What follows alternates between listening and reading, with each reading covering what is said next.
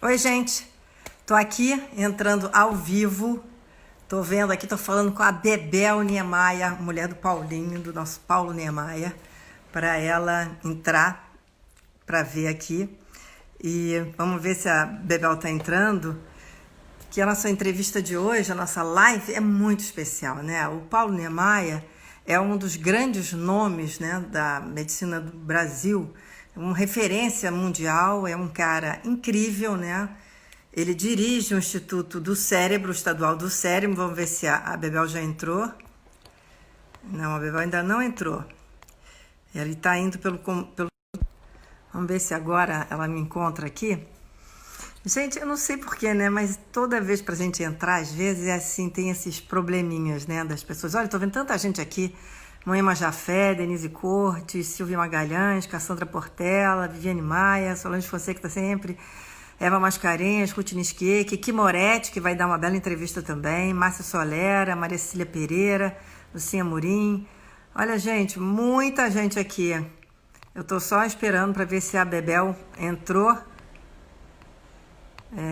Tô vendo aqui para ver se eu encontro a Bebel, o Paulinho tá no telefone da Bebel. E eu tô aqui olhando aqui para ver se eles já entraram. Eu estava querendo contar para vocês que, na verdade, essas lives têm me fazendo assim um bem enorme. Eu espero que faça a vocês também, porque eu estava querendo fazer com essas lives assim um momento da gente ter uma conscientização de tudo que a gente está vivendo, né? A gente é muito bombardeado por informações e eu queria fazer daqui um lugar para que a gente pudesse discutir assuntos que realmente fossem assim transformadores na nossa vida. E é isso que eu estou pretendendo fazer assim por meus entrevistados. Eu quero até dizer para vocês que amanhã a gente vai ter aqui o Pedro Siqueira, assim, ó, excepcionalmente eu vou fazer amanhã às 18 horas, né? E o Pedro Siqueira é aquele advogado, escritor que faz o terço pelo Brasil inteiro e arrebata multidões, né? O Pedro é uma pessoa incrível, ele fala com Nossa Senhora, recebe mensagens, passa mensagens para as pessoas. Eu mesmo já recebi uma mensagem do Pedro. Enfim, vai ser assim um momento muito especial amanhã aqui às 6 horas da tarde, tá? Deixa eu ver se a Bebel já entrou aqui para a gente poder começar a nossa live aqui com o nosso... Ah, a Bebel tá aqui. Vamos aguardar que ele vai entrar. Estou aguardando. Obrigadíssimo, Bebel. Tava difícil. Nunca tinha feito. Beijo, desculpa. E aí, tudo bem? Tudo bem? Olha só. Foi difícil entrar. A primeira vez assim, a gente nunca esquece. Não, eu estava no Instagram. Aí, não se mete mais agora. Aí, tá ótimo. Maravilha. Pronto. Obrigada, Bebel. Ô, Paulo, eu estava falando para você, falando sobre você, que você é uma referência brasileira e mundial na questão toda de neurocirurgia, né? E você é um dos nossos orgulhos, Paulo Niemeyer. Graças a Deus tem você. Eu quero dizer que Cláudio Pereira, meu marido, fala tanto de você, que você salvou também a vida dele. E eu tenho também um recado da Wanda Clabin, que também disse que você salvou a vida dela em 2012.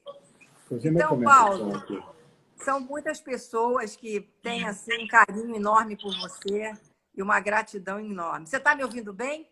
Tô só aumentando um pouco o som. Tá tudo bem, tá ótimo agora. Tá ótimo? Que ótimo. Tá. Ô, Paulo, você que é membro da Academia Brasileira de Medicina, dirige o Instituto do Cérebro. Eu botei essa nossa live para a gente falar como é que o nosso cérebro está atuando diante desse mundo atual, né? Dessa pandemia, desse estresse, do isolamento. Como é que você está vendo isso, Paulo? Você como médico, neurocirurgião. Márcia, eu estou vendo isso como um filme de terror. Eu acho que nós estamos num filme horroroso. Eu não sei se você viu um filme do Hitchcock chamado Os Pássaros. Eu vi? Nossa! Nós estamos vivendo isso, só que ao invés de pássaros, nós temos vírus que estão querendo entrar por todos os lados e nós estamos presos dentro de casa, com as janelas fechadas e sem ninguém nas ruas. Eu acho que é um filme de suspense, eu acho que é uma coisa horrível. E bem disse o ex-secretário de Saúde que se ao invés de vírus fossem leões, ninguém saía na rua, né? A gente sai porque não está vendo, né? Não está vendo. Mas é um filme de terror. Eu acho que é uma situação totalmente, enfim, inusitada. Agora, Paulo, tem muita gente que fica falando, esse vírus foi fabricado, foi modificado. A sua avaliação em relação a isso? Não, eu acho que não. Essas coisas acontecem. Quer dizer, eu acho que quando a Organização Mundial de Saúde anunciou que a varíola tinha sido extinta em 1976, depois, um ano ou 2 anos depois, anunciaram o controle da poliomielite, do sarampo. Parecia que nós íamos viver um mar de rosas, né? Mas isso não é assim. Esses vírus vivem. O homem é um hospedeiro, como todos os outros animais. Eles vivem em equilíbrio com todos os organismos vivos. Então, você bota um antibiótico muito forte, você mata aquela bactéria, mas ela volta mais forte. E isso é o que acontece depois. E essas doenças vão se transformando, eles vão passando dos animais para os homens. E nós também infectamos os nossos animais domésticos. Alguns gatos e cachorros devem morrer de doenças que nós passamos para eles. Então, esse equilíbrio, existe um equilíbrio que não tem como vencer. A gente acha que tudo começou agora. Quer dizer, o AIDS, por exemplo, a síndrome de imunodeficiência, surgiu nos anos 80. Mas, na realidade, sempre existiu. Quer dizer, uma das características da síndrome de imunodeficiência é o sarcoma de Kaposi, que são um câncer de pele, que é muito característico. No entanto, o Kaposi, que foi quem deu o nome a esse câncer, viveu em 1860. Quer dizer, então, nos meados do século XIX, ele já tinha feito o diagnóstico de uma doença que não sabia o que era. Em 1980, 100 anos depois, a gente veio a saber que isso era o AIDS. Então, na realidade, essas doenças têm muito a ver com o comportamento das pessoas, com o momento. Quer dizer, o AIDS foi desencadeado num momento de muita liberação sexual, e agora, com essas migrações e o aumento populacional, tudo isso favorece o desenvolvimento, o surgimento a propagação de vírus que às vezes já existiam, que eram isolados, né? Você vê que existe uma relação muito grande dessas pandemias com as guerras. Quer dizer, isso era tradicional, né? Na Primeira Guerra morreu muito mais gente com a pandemia com a gripe espanhola, que começou na Primeira Guerra, do que mesmo nas batalhas, né? Então, isso é cíclico, e eu acho que nós vamos viver muito isso. Agora, Paulo, quando a gente pensa assim que pela primeira vez a gente está vendo o mundo todo, né, entrando dentro de uma quarentena, o que isso vai transformar como mundo, né, e nós como pessoas, né? É uma mudança radical de comportamento para todo mundo globalmente. Eu acho que isso, de alguma maneira, vai, enfim, já está acontecendo, é acelerar a vida digital, né? Nós estamos aqui numa conversa digital. Nós temos, já que não podemos sair de casa, Bebel e eu, nós temos jantado com os amigos online. Quer dizer, eles abrem o computador em casa e nós também, e a gente janta a 4, a 6, e com isso a gente leva. Mas eu acho que, passada essa fase pior, que eu acho que vai passar, como todas as epidemias, né? Hoje não se fala mais em dengue, todo mundo achava que ia morrer de dengue, hoje ninguém mais lembra da dengue, né? Então, daqui a pouco, essa pandemia vai passar também, e eu acho que tudo vai voltar ao que era. Quer dizer, eu acho que nós vamos ter mais anticorpos, vamos estar mais preparados, e haverá de surgir um outro vírus, haverá de surgir uma outra coisa, porque é assim que esses vírus vão surgindo, eles vão passando dos animais silvestres para o homem, né? Então, e do homem para eles também. Você acha que a vacina está próxima, Paulo? Olha, eu tenho esperança, porque o Covid, quando chamam de novo Covid, é porque já existiu o antigo. Né? Então, esse é o Covid-19. Tem 18 tipos de Covid antes desse. Né? E tem um grupo na Inglaterra que já vinha estudando a vacina do Covid, não especificamente do 19, mas dos tipos das cepas anteriores. Então, eu acredito muito nos ingleses. Eu acho porque, num momento desse, o que a gente vê de gente se aproveitando, né? não só vendendo as coisas mais caras, mas também aproveitando para fazer um marketing, anunciando que vai sair a vacina aqui e ali. Todos os países do mundo anunciaram a vacina. Eu, como acredito muito nos ingleses, eu acho que a deles é que deve ser essa que vem de Oxford, que já está em fase avançada, já estão testando em humanos. Eu acredito que vai ser a solução. Você acredita que vai ser a solução? É, porque mesmo que seja uma vacina agora, depois pode ser um outro vírus, vai ter que ter uma nova vacina. Vai ser que nem a vacina da gripe? É possível, mas de qualquer maneira, mesmo que volte, vai ser uma... Eu acho que volta enfraquecido, porque esses vírus têm uma semelhança, entendeu? Então, volta enfraquecido. E essa devastação, vamos dizer, isso é esperado, né? Isso é histórico. E isso até é usado, já foi até usado para contornar desequilíbrios ecológicos. Eu estava até lendo outro dia sobre isso. E quando colonizaram a Austrália, os ingleses levaram os coelhos para a Austrália. E só que não tinham predadores, e aqueles coelhos se multiplicaram de uma tal maneira que se tornaram uma peste. E não tinha como acabar com os coelhos. Até que eles descobriram, e 100 anos atrás, que os coelhos brasileiros, que eram os selvagens, tinham um tipo de vírus que era mortal para os coelhos europeus. Então levaram esses coelhos para a Austrália e foi uma dizimação. Então 90% dos coelhos da Austrália morreram em menos de um ano, entendeu? Então isso é sabido, quer dizer, na natureza acontece não só com os humanos, mas com os animais também. E isso... Pode falar, desculpa. E isso, às vezes, é até usado de maneira maléfica, vamos dizer, com interesses outros, e não só nas guerras, mas até para restabelecer um equilíbrio ecológico. Ô, Paulo, mas a gente fica perguntando, né, por que o mundo não estava nada preparado para essa Covid-19? Por que o mundo foi assim, quase que tomado de assalto por esse problema? Porque não se esperava algo nesse sentido. É porque eu acho que o homem estava vivendo uma soberba, né? Estava se achando demais, né?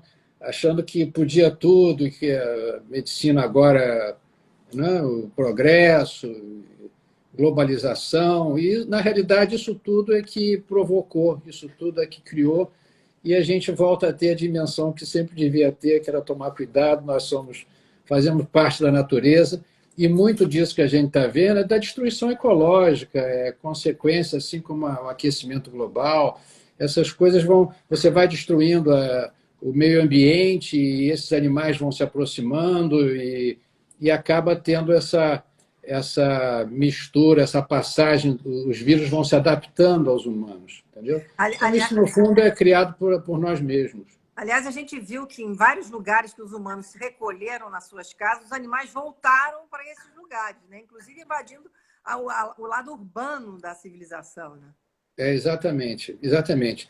E a gente vê que a grande maioria das últimas pandemias vieram de aves, vieram de suínos, vieram de... Né? E há pouco tempo, na União Europeia, coisa de uns 20 anos atrás, eles foram obrigados a matar 30 milhões de galinhas, de aves domésticas, para tentar impedir a gripe aviária. Então, isso, de tempos em tempos, se repete. Né? É verdade. E essa agora... Paulo, pois não. Ô, Paulo, e me diz uma coisa, com relação ao que fazer, né? Por exemplo, o nosso cérebro está sendo bombardeado por 1000 informações o tempo todo, né? A gente tem milhões de informações, o estresse do momento, e o nosso cérebro, às vezes, tem gente que fala comigo, mas eu não sei nem, já estou até esquecendo das coisas, já estou sem saber aonde vou fazer, já perdi o dia, não sei mais onde é que eu estou. O que a gente faz para poder, até foi a chamadinha da nossa entrevista, o que a gente faz para proteger o nosso cérebro? Olha, eu acho que não tem como proteger. Eu acho que uma das características nossas é exatamente a capacidade de adaptação. A gente se acostuma até com o sapato apertado. Eu acho que a gente vai se acostumando com as condições, com as coisas que vão surgindo, e a gente acaba até esquecendo como era. Então, eu acho que nós vamos nos adaptar, isso vai acelerar a vida digital, e a maneira de... não só o atendimento médico, o ensino, as universidades, quantos escritórios são desnecessários, as pessoas estão trabalhando de casa. Então, eu acho que vai havendo uma adaptação ao que vai surgindo, né? Eu acho que isso não vai fazer mal ao cérebro. Isso dá uma tristeza, porque a gente conheceu uma vida muito melhor do que essa. E eu acho que, com o tempo, eu sou um otimista. Eu acho que mais 6 meses, 1 ano no máximo, nós vamos estar de novo cometendo os mesmos erros. Mesmo jeito, Paulo. Não vão melhorar nada depois dessa Não, eu acho que não. Porque nós sempre fomos assim, entendeu? Então, eu acho que o homem não vai mudar a sua índole predadora, ele vai continuar sendo um predador, destruindo tudo. Isso faz parte da nossa natureza. E eu só espero que isso não demore muito, para que a gente possa abraçar os amigos, estar junto outra vez. Mas achar que isso vai mudar o homem, eu acho que não. Ele vai se adaptar, mas mudar, eu acho que não. Ô, Paulo, tem muita gente aqui perguntando sobre a hidroxicloroquina. Eu entrevistei o Cláudio Benchimol e ele tem uma posição. Ele falou que ele dá para os pacientes dele, quando necessário, assim que as pessoas estão com alguns sintomas, na primeira fase, do primeiro ao 6º dia, com tosse e febre, e que ele tem tido resultados muito grandes. E eu realmente conheço pessoas que viveram isso e saíram disso tomando a hidroxicloroquina. Mas o remédio virou um remédio de ideologia, foi politizado. Você, sem nenhuma ideologia, o que você acha da hidroxicloroquina? Não para os pacientes entubados, mas para quem está começando o problema do vírus. Você acha que dá certo? Ô, Márcia, essa é a pergunta mais difícil de te responder, porque não há nenhuma evidência. Então, há doentes que melhoram sem tomar nada. Há doentes que melhoram com cloroquina, há doentes que melhoram com água benta. Então, eu acho que é difícil afirmar que seja disso, que seja da cloroquina. Nós usamos a cloroquina no estudo do cérebro durante um período, mas para doentes graves. E o que nós vimos foi muitas complicações cardíacas, Mas sem foi isso que nenhuma ele falou. Mas foi isso que ele disse, que nesse período já a pessoa entubada e muito mal não adiantaria. Mas, enfim, é um assunto difícil, quer dizer, não há nada provado que funcione. Pode ser que sim, mas eu não posso te afirmar, ainda mais vindo do Cláudio, que é uma pessoa que eu respeito muito, e ele teve essa experiência. Mas eu não tenho nada concreto que eu possa te afirmar que funcione. Porque quando você lá no Instituto do Cérebro, você abriu para receber os doentes, você já recebeu doentes graves, né, Paulo?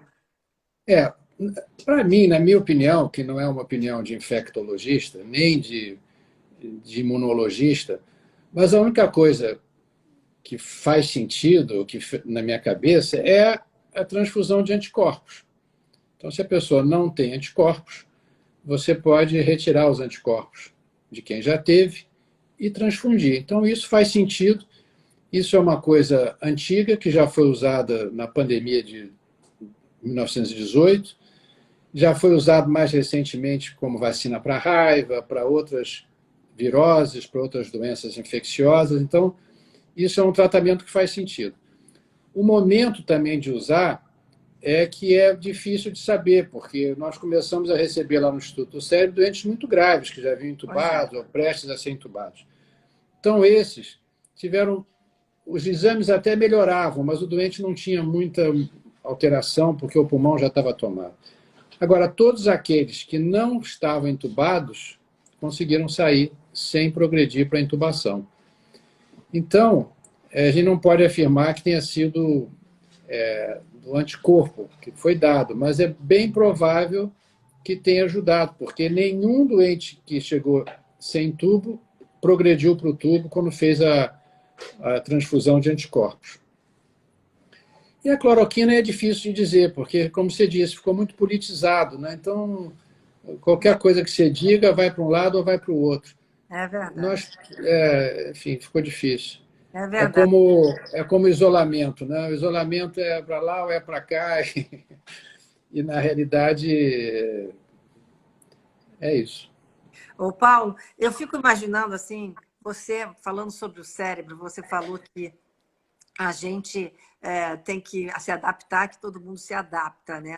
Mas o cérebro, a gente sempre tem que o cérebro, a nossa pessoa estaria no cérebro, né? A nossa consciência estaria no cérebro. Você que mexe no cérebro, quando você entra e mexe no cérebro de uma pessoa, você está consciente que a consciência daquela pessoa está aqui ou não? Sem dúvida, eu acho que a vida está ali, né? Eu acho que aquilo ali é ali que está a vida, é ali que está a morte também, né?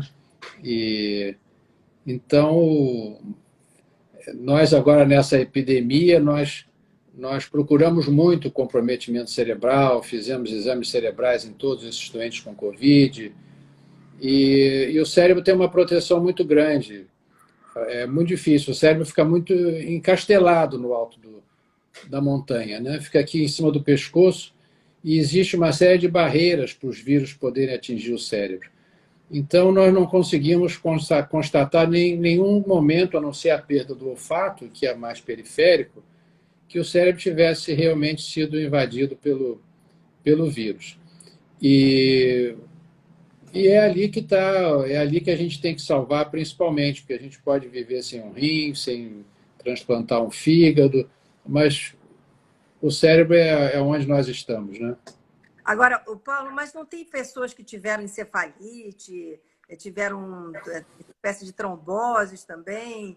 A trombose é mais... de problemas que o vírus pode levar? Olha, a encefalite, eu não vi nenhum caso. Quer dizer, nós teve um relato na literatura. Agora, os acidentes vasculares cerebrais foram mais frequentes. Mas aí não é um problema do cérebro, é da circulação. Isso pode dar na extremidade, com isquemias nas mãos, nas pernas, e pode dar no cérebro também. Quer dizer, há uma obstrução de uma artéria. E tivemos casos até de fazer o doente abrir o quadro com acidente vascular cerebral. Quer dizer, teve um acidente vascular cerebral, você vai investigar COVID. E aquele doente estava com Covid.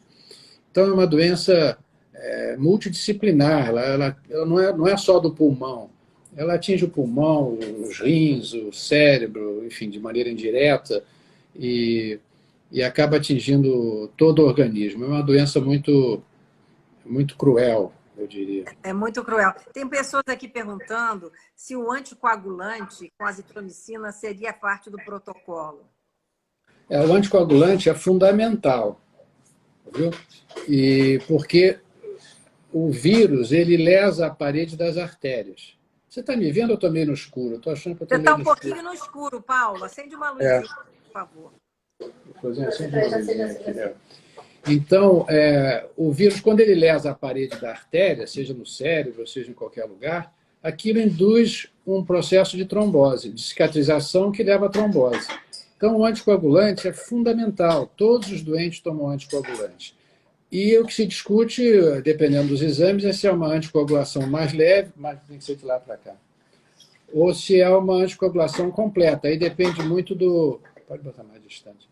Aí depende muito dos exames que o doente faz, né? Mas a anticoagulação é fundamental. E qual era o outro que você me perguntou? A azitromicina, antibiótico. E a azitromicina é muito usada também, porque o que acontece com esses doentes é que eles começam com vírus, mas depois de uma semana tem os riscos de infecção hospitalar, infecção de CTI. Então você tem que fazer azitromicina também, e entram outros antibióticos, e muitas vezes os doentes vão falecer por infecções adquiridas, secundárias, não é nem a principal, entendeu? Porque o sistema imunológico fica tão debilitado que ele fica sujeito a adquirir outras infecções. Então, a azitromicina é muito usada, muito usada. E esse ivermectina, que estão aqui publicando aqui o tempo todo querendo que você fale sobre isso? Olha, eu acho que isso tudo pode ser que sim, pode ser que não tem nada certo, entendeu, Márcia? Na realidade, se tivesse um remédio eficaz, todos usariam o mesmo. Então, quando há essa controvérsia, é porque nenhum deles funciona. Então, quando é para valer, quando é um remédio, olha, esse funciona, todo mundo vai usar o mesmo remédio. Então, eu acho que tem muita gente que se aproveita disso também, faz marketing. Imagina quanto não se vendeu de cloroquina no mundo. Nossa, agora surge um outro remédio. Então, isso aí, o que tem de interesse por trás dessas coisas Então, é isso. É feito anunciar a vacina. Todos os países anunciaram a vacina. Ninguém quer ficar para trás. Então, você não sabe o Ninguém. que é verdade, né? É. Eu, eu acho que a do inglês é a mais provável de estar saindo e é a mais provável de ser a verdadeira e a eficaz. Agora, Paulo, tem para casais que um pega e o outro não pega. Como é que se explica um troço desse, uma coisa como essa? No meu Olha, caso, por exemplo, eu tive. O meu marido, é, Cláudio Pereira, não não teve. teve. Tem algumas explicações para isso. Primeiro é que ele possa ter um fator genético qualquer que o proteja. A gente viu muito isso também com AIDS, né? Casais que um teve e outro não. Hum, E a outra possibilidade é que a pessoa que não teve já pode ter tido contato com o Covid-18, 17, 16, hum, entendeu? E que já tem adquirido uma imunidade numa dessas gripes que se achava que era uma influenza qualquer e pode ter sido outro Covid. Então, existe uma imunidade cruzada. Você já pode estar parcialmente protegido, e por isso que às vezes as pessoas têm uma ligeira gripe, porque já tem uma proteção de um outro Covid que ele teve antes. Entendeu? E quando entendi. você pesquisa só para o 19, você não está pesquisando para os outros. Então, você não tem anticorpos, porque não teve o 19, mas está protegido pelos outros, entendeu? Então, Entendi. essa é uma outra explicação. E vem cá, e a imunidade, que também é uma coisa que se debate, se fala muito. Ah, estou imune, mas está imune durante quanto tempo? Né? Olha, Tem eu não alguma sei. explicação sobre isso? Algum estudo? Deixa eu te dizer, os especialistas, quanto mais a gente conhece um assunto, menos a gente sabe sobre ele, mais dúvidas nós temos, né? Então, é, então eu não sou imunologista Ah, e eu faço uma avaliação pelos fatos que eu vejo, porque eu não certo. estudo imunologia. Então, quem conhece imunologia acha que não pode garantir que haja proteção. Eu, que sou neurocirurgião, olho para trás e vejo que não houve nenhum caso na literatura de alguém que tenha tido duas vezes. Certo. Então, isso é um fato concreto, que os europeus não tiveram essa oportunidade, eles não tinham como olhar para trás, porque tudo começou com eles. Quer dizer, começou na China, mas foi rápido, né? Uhum. E havia até dúvidas se os dados eram reais, se não eram. Então, É, a coisa começou para valer na Europa, com aquela. exatamente. Itália, Né? né? Tá, eles não tinham Espanha. uma referência para olhar para trás. Mas nós temos, nós podemos olhar para trás e dizer, ó, já se vão 6 meses e não tem nenhum caso publicado na Europa nem nos Estados Unidos de alguém que tenha tido duas vezes.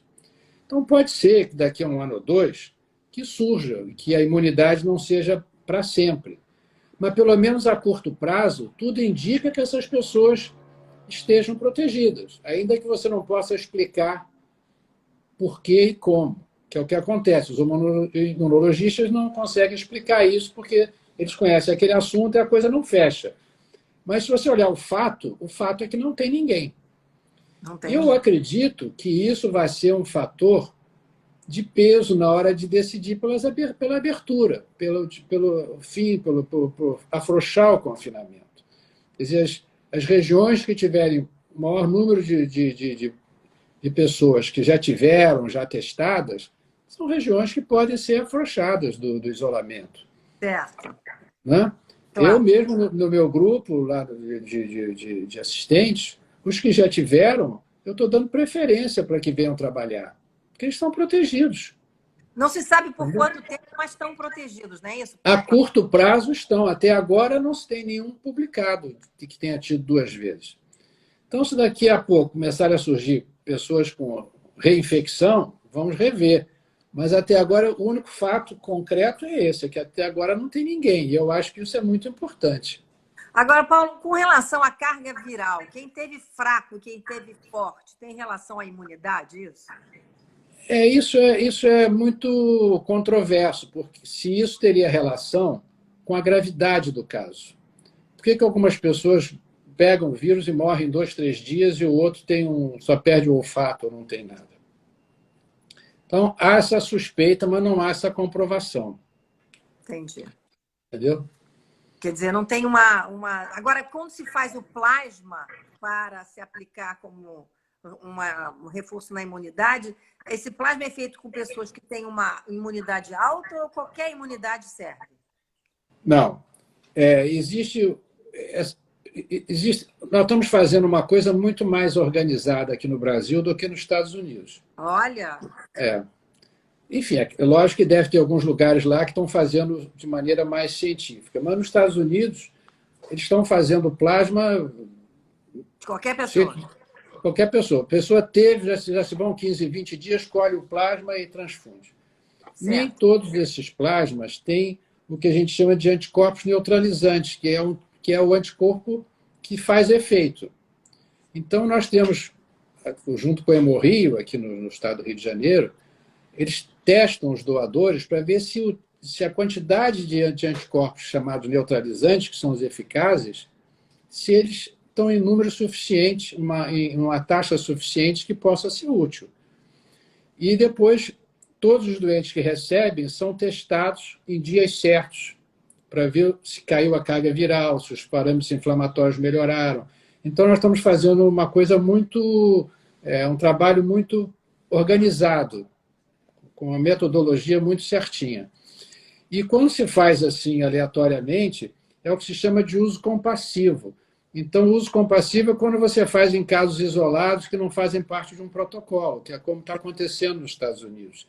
Entendi. Então, o doente se interna no hospital privado, o médico diz, vou fazer o plasma. Faz, mas aquele plasma não está fazendo parte de nenhum estudo. Então, aquilo não só serve para aquele doente, mas não tem como avaliar se foi útil ou não. Entendeu? Não é um estudo científico. Então, isso está sendo muito feito aqui também, o uso compassivo. Um usa aqui, outro usa lá, mas aquilo não entra num estudo. Então, mas a pessoa pode se voluntariar para fazer o plasma? Pode fazer. Tem um telefone para isso. Hein? Como é que a pessoa faz isso? Vai aonde? Eu vou te dar um número, há um telefone que você liga lá para o Hemorrio, se voluntariando, é um WhatsApp, e aí eles te ligam, fazem um questionamento, você faz um teste, mulheres que já tiveram filho não podem doar, enfim, tem umas certas regras, e aí você vai ser chamada e vai doar. Tem uma fila de gente querendo doar. Mas tem uma fila? Bom. Tem fila de gente querendo doar. Então, esses doadores são testados para ver qual que tem uma titulação maior, se tem uma quantidade boa de anticorpos neutralizantes, que são os eficazes. Você pode ter anticorpos para outras coisas, entendeu? Então, o Hemorrio está fazendo um trabalho muito especial, junto conosco no estudo do cérebro e junto com o Laboratório de Virologia da UFRJ, do Fundão. Então, nós vamos agora... Estamos com 100 casos já estudados, vamos publicar isso em revista internacional, e vai ficar muito interessante. Para tentar definir não só qual o grupo de doentes que melhora, mas qual a dose, em que momento, entendeu? Quais os doentes que devem... e quais que devem ter uma segunda dose. Então, isso tudo, para você poder concluir, você tem que ter um número grande de pacientes. Claro. Você fica fazendo de maneira solta, não se conclui por nada, né? Agora, tem gente aqui perguntando por que mulheres que tiveram filho não podem doar plasma, sangue. Por quê, Paulo? É porque isso pode criar uma reação alérgica em quem recebe. Aí entra uma parte imunológica, entendeu? E quem já teve, quem já engravidou, pode passar algum anticorpo que possa provocar uma reação alérgica em quem vai receber. Quer dizer, mas isso é para quem teve filho agora? Não, em qualquer momento. Em qualquer momento? Qualquer momento, Mas quem tem filhos grandes não pode? Eu acho que não. O Hemorrio não aceita. Não aceita. Quem já teve, quem já engravidou, não precisa nem ter vez... levado a termo. Então, basicamente, são homens, né? Ou pessoas muito jovens. Pessoas jovens, enfim, homens, mulheres que não engravidaram por qualquer razão. Agora, mesmo assim, pessoas com mais idade que não engravidaram podem doar? Podem doar. Podem doar. Olha que interessante, hein, Paulo? Agora, tem algum... Porque quando a gente faz o teste sorológico, tem IgG, IgM, né? quando você fala a quantidade, como é que é isso? Aparece aonde nesse teste sorológico isso? Não, o IgM, em geral, é uma globulina, é uma proteína que está aumentada quando você está tendo a doença. E Tá, quando você está curando, ela começa a cair e o IgG começa a subir. isso. Entendeu? Então, quando o IgG atinge um certo título, uma certa quantidade, é porque você já está curada da doença. Entendeu? E Uhum. tem pessoas que desenvolvem maior ou menor imunidade. E, E daí essa dúvida de qual é a titulação necessária para garantir a imunidade, se isso é para sempre. E essa é uma discussão para eles. Para a gente, o que vale é que ninguém teve. 2 vezes.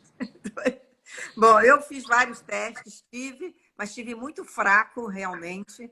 Não tive praticamente febre, perdi um pouco o olfato, voltou, mas Esse é, tem pessoas que têm gravíssimo, né? pois é, mas é uma felicidade você ter tido dessa maneira. É uma felicidade. Você, ainda que possa ter um risco de ter isso futuramente, mas a curto prazo você está protegida e está. Enfim, é o que todo mundo desejaria era encontrar IgG no exame de sangue. IgG. Agora, com relação a essa coisa de se todo mundo tiver uma contaminação, vamos dizer, da população, não todo mundo, mas que for aquela contaminação que se espera para que se criem anticorpos, você está vendo isso acontecendo ou não, Paulo, com essa quantidade de pessoas que estão já infectadas? Olha, a gente não sabe exatamente, porque as pesquisas são muito controversas. Mas o Hemorrio fez 2 pesquisas interessantes. Desses doadores todos que têm aparecido, eles são pessoas que vão lá e dizem não doadores para o plasma, doadores de sangue para outros doentes, não, para outras coisas, sangue completo. Certo. Então são pessoas que não podem ter tido nenhuma infecção, que não estão muito bem, que não têm doença nenhuma. Nesses doentes, mais de 1.000 pacientes, 5% já tinham IgG. Quer dizer, 5% dessa população de 1.000 e tanto, que era uma população selecionada, porque pessoas que nunca tiveram nada, que não tiveram nenhum sintoma, 5%.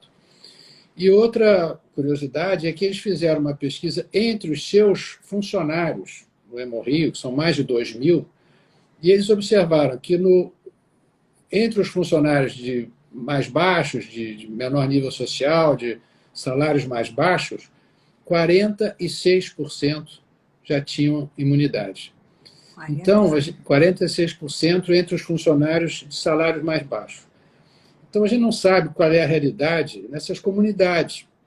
Daí a importância de você testar. Então, a testagem é muito decisiva para que se tome decisões de abertura, quais as regiões que podem abrir e o que não podem. Então, aqui na Zona Sul, por exemplo, houve uma queda enorme nas internações de Covid. Os hospitais que tinham quase 90% de internação, hoje estão com 30%. E por que isso? Quer dizer, a única razão que me passa na cabeça é que a classe média tem melhores condições de fazer um isolamento. É possível que o isolamento na Zona Sul tenha sido mais eficiente. E o que aconteceu? Houve uma queda. Quer dizer, os hospitais que estavam com 90% de Covid estão com 30%. Então, isso te permite já uma maior mobilidade, uma maior segurança para sair de casa, né? Agora, eu acho que a testagem é fundamental nas comunidades mais carentes, porque se você partir do princípio, isso que eu estou te dizendo é minha opinião, não é de ninguém, e, aliás, é muito controversa. Mas se você partir do princípio que quem já teve não terá de novo, que é um fato, não é uma coisa provada, mas é um fato até agora, você pode liberar essas pessoas que já tiveram para sair. Se tiver uma família que já teve, ou uma pessoa numa família carente que já teve, essa pessoa deveria ser autorizada a sair para trabalhar. Você vai ter muito mais segurança de receber a sua empregada doméstica em casa se ela já teve, do que se ela não teve. Com certeza. Com certeza. Então, Você... por que a sua empregada doméstica vai ter que ficar presa em casa sem trabalhar? Se ela já teve e tem os anticorpos. Ela devia ser autorizada a sair, pegar o ônibus e vir trabalhar. Então, em Mas... algum momento, Hum. isso vai fazer sentido quando tiver um número maior de testados. Pois é, isso aqui era essencial, né, Paulo? Ter Não, teste para as populações mais desfavorecidas, para que eles as pudessem favorecidas. entender. Às vezes é Eles difícil precisam você. trabalhar. Eles Claro, é precisam. difícil você testar um país inteiro, mas se você pegar uma região, uma comunidade limitada, vamos dizer a Rocinha ou uma área do Alemão, e testa. Se ali já tiver uma maioria de pessoas que tiveram, aquelas pessoas podem se soltar. Por exemplo, Então, Paraisópolis, em São Paulo, né? pois É uma é, então você cidade. pode tentar fazer testagens em áreas específicas, limitadas, e ver se já há ou não um cinturão de isolamento, de imunidade, que é o chamado imunidade de rebanho, que te permita liberar. O que chama de imunidade de rebanho é exatamente isso. Quando você alcança 70% de pessoas que já tiveram, o vírus já não consegue circular, porque ele deixa de ser epidêmico e passa a ser endêmico. É Uhum, como, é como todas as outras viroses, elas são endêmicas, elas estão por aí, podem aparecer num caso ou outro, mas não é mais uma epidemia. Então você tem que claro. ter um mínimo de pessoas contaminadas e já protegidas para que ele se torne endêmico e não mais epidêmico. Ô, Paulo, tem uma coisa que também eu fico, às vezes, bastante assim, perplexa, é que, em alguns casos, a gente está vendo que é uma faixa da população que está pegando esse vírus que não é da faixa de risco, que são os mais idosos. Tem muita gente jovem também pegando esse vírus. Ao que se atribui isso dos jovens que estão pegando o vírus? Márcia, na realidade, a gente devia ficar surpreso de por que os idosos, porque há viroses que só pegam da infância, que são, Ah, bom, são as tem. viroses da infância, né? É Porque se você verdade. considerar que o sistema imunológico da criança não está bem, não está plenamente Uhum, desenvolvido até os 18 anos, seria de esperar que essas crianças tivessem muito mais sujeitas a ter os vírus, a pegar essas viroses do que o adulto. Na realidade, eles estão pegando também.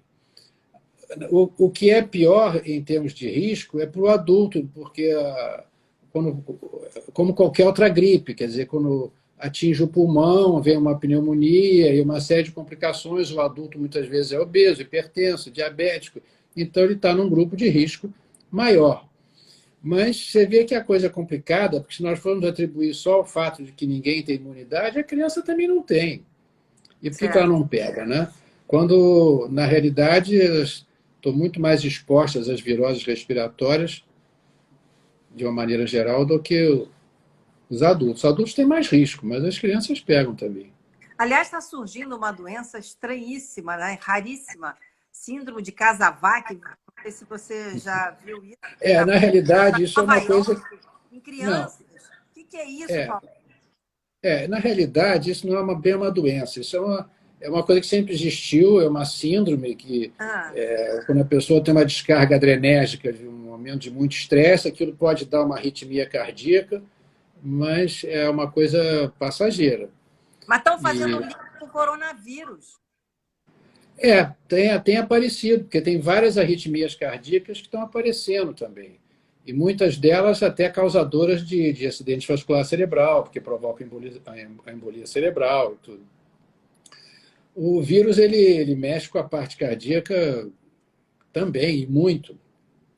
As Nossa, arritmias cardíacas, uma das razões de interrompermos o uso da cloroquina também foi isso. A cloroquina também provoca muita arritmia cardíaca e complicações, até a parada cardíaca pode acontecer. mas Então, aí, mas aí porque estava sendo uma dose muito alta, não a dose que a não, é um efeito normal? colateral, é um efeito colateral do remédio. Todos os remédios podem ter um efeito colateral, depende da sensibilidade de cada um.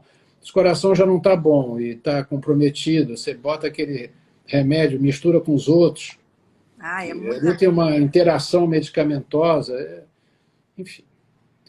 Ô, Paulinho, como é que você vê a curto prazo o que pode acontecer aqui na saúde pública? Uma boa pergunta. Diante Eu de acho, tudo que você está vivendo. Márcia, que o que vai ficar claro para todo mundo é que o SUS é a coisa mais importante que a gente tem. É verdade. O SUS vai sair valorizado disso. O SUS foi a coisa mais importante que já se fez no país, a meu ver. Vou te contar uma historiazinha para você entender. Até 1988, quando foi criado o SUS, na Constituição de 88, só tinha direito à assistência social os trabalhadores que tinham carteira assinada. Então, todos que tinham emprego formal tinham direito à assistência social, que na época não era SUS, era INPS, IAPI, IAPP, IAPTEC, era uma opção de institutos de seguro.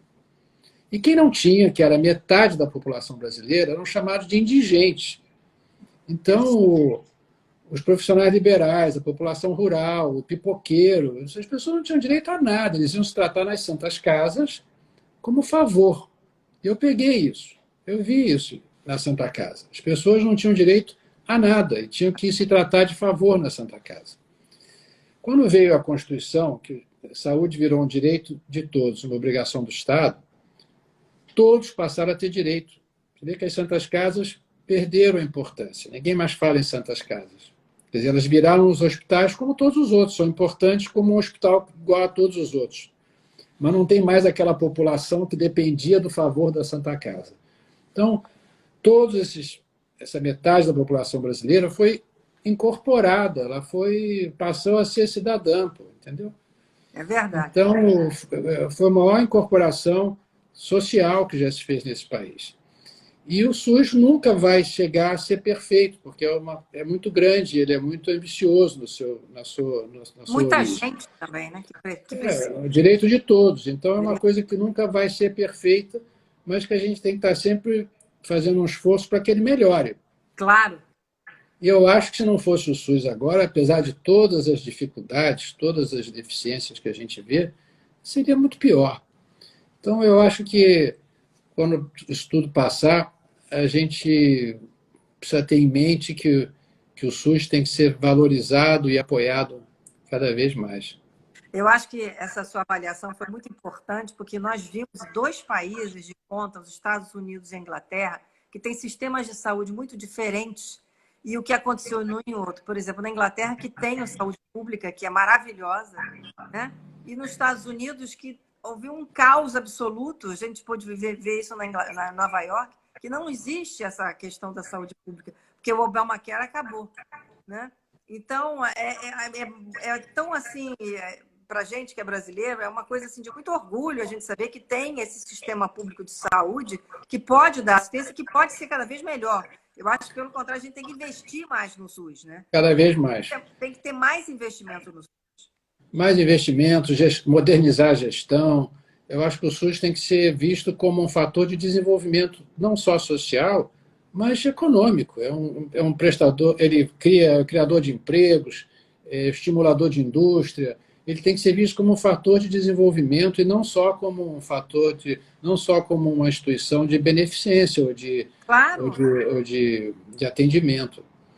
Ô, Paulo, uma coisa que eu já conversei aqui, até com a Bia Rick, que é também nutricionista, é que o Brasil não tem uma cadeira, vamos dizer, escolas de saúde coletiva, para que a criança, desde cedo, aprenda que a minha saúde depende da sua saúde, que todo mundo, para estar bem, todo mundo tem que estar com uma saúde de acordo, vamos dizer assim, equilibrada. E que o brasileiro não tem essa noção de que essa saúde coletiva é que pode nos levar sempre para o melhor caminho. Você pensa nessa questão da saúde coletiva, Paulo? Olha, as universidades têm cadeiras de medicina pública, coletiva, e que são de alto nível. Todas as universidades federais, estaduais, enfim. Mas isso de medicina, né? Isso. Existe a cadeira com grandes profissionais. Elas são mal divulgadas, não são pouco valorizadas. Mas eu acho que a proporção que o SUS for tomando importância, eu acho que esse tipo de mentalidade vai ser divulgada e vai ser cada vez mais ampliada e as pessoas vão se conscientizar disso. E uma crise dessas é um ensinamento. Mas é que a gente tem memória curta. Daqui a pouco vem uma outra geração que não passou por isso e Será? repete a mesma coisa. Ô, Paulo, eu Mas acho que essa pandemia vai ser antes e depois da pandemia. AP e DP. Passando, eu acho que a gente vai ter uma história para contar para netos. Passei pela pandemia, vivi a pandemia. Vai ser que nem a gripe espanhola. Eu acho que vai ser assim um momento que nós todos vamos ter como um marco na vida, porque muita gente vai mudar de vida e a cabeça, apesar de o mundo pode continuar muito semelhante, mas muitas pessoas estão fazendo uma reflexão profunda nesse momento, né? eu acho que as pessoas ficaram menos arrogantes, mais humanizadas, não são super-homens, e, né?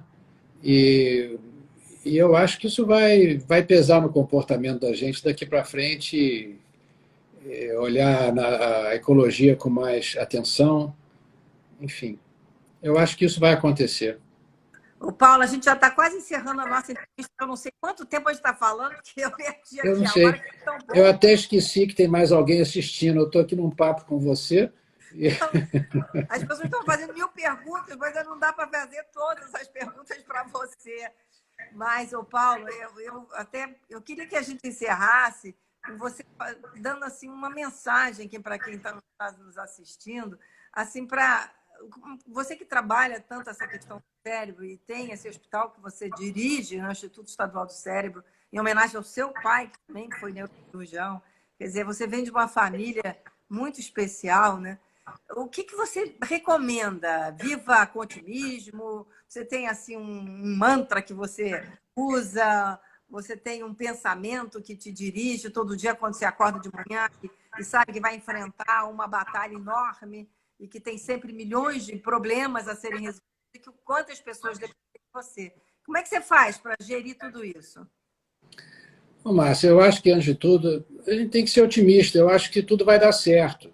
Eu costumo dizer que se o neurocirurgião achar que vai dar errado, ele não pode abrir a cabeça de ninguém, porque ele já tem que sair de casa achando que tudo vai dar certo e que vai melhorar.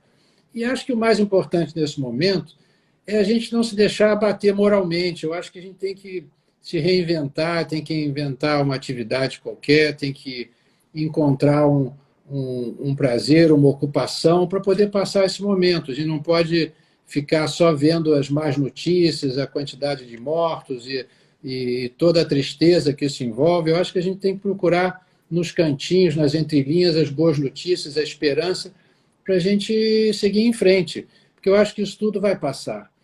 Né? Quando a gente teve a epidemia de dengue, que nem se compara com isso, que foi uma bobagem, mas parecia que todo mundo ia morrer de dengue. No entanto, não se fala mais na dengue, todo mundo já esqueceu, já estamos no Covid, daqui a pouco a gente tem que ter isso em mente, que o Covid vai passar e a vida vai continuar. Então a gente tem que estar forte para atravessar esse momento, sem desânimo e mantendo o bom astral dentro de casa. Olha, Paulo, você tem sido assim. Essa entrevista foi um alento, viu? As pessoas aqui estão amando, estou vendo aqui os comentários. Você tem um bom senso, né? Uma responsabilidade, uma calma falando. E tudo isso é tão importante nesse momento. As pessoas procuram se encontrar e encontrar caminhos. Tem aqui gente pedindo, Márcia, salva essa live. A live vai estar salva no GTV, gente, não se preocupe. Depois eu vou botar no YouTube. Fiquem tranquilos, vai estar tudo salvo. Porque eu acho que a gente tem que fazer, neste momento, essa agenda positiva, sabe? Realista, porém positiva.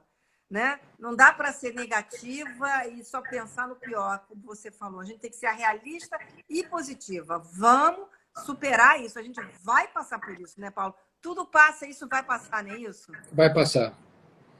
Vai passar e a próxima live vai ser ao vivo.